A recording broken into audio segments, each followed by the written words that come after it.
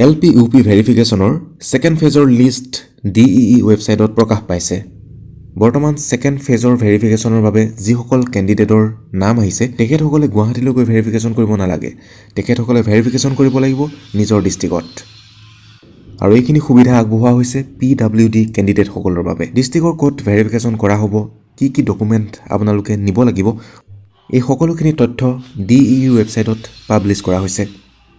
Medical বৰ্ডৰ এক্সামিনেশ্যনৰ সময়ত PWD কেণ্ডিডেটজন উপস্থিত থাকিব লাগিব আৰু লগতে তেওঁ যি PWD চাৰ্টিফিকেট দেখুৱাব সেইখন এপ্ৰপ্ৰিয়েট অথৰিটিয়ে ইছ্যু কৰা হ'ব লাগিব।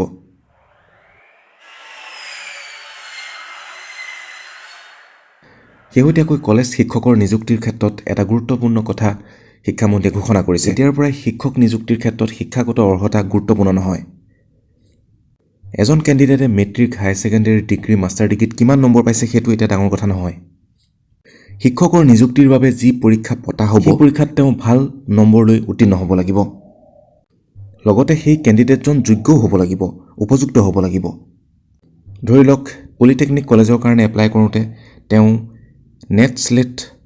নেট অথবা স্লেট পাছ কৰাৰ লগতে মাষ্টাৰ ডিগ্ৰী হোল্ডাৰ হ'ব লাগিব। লগতে যি পৰীক্ষা চৰকাৰে অনুষ্ঠিত কৰিব সেই পৰীক্ষাত ভাল মাৰ্কছ লৈ উত্তীৰ্ণ হ'ব লাগিব। আৰু এই ব্যৱস্থাটো যদি LP UP টিচাৰ ৰিক্ৰুইটমেণ্টৰ ক্ষেত্ৰতো কৰা হয় তেতিয়াহ'লে বাৰে বাৰে বঞ্চিত হৈ থাকিবলগীয়া প্ৰাৰ্থীসকলে শিক্ষকৰ নিযুক্তি লাভ কৰিব।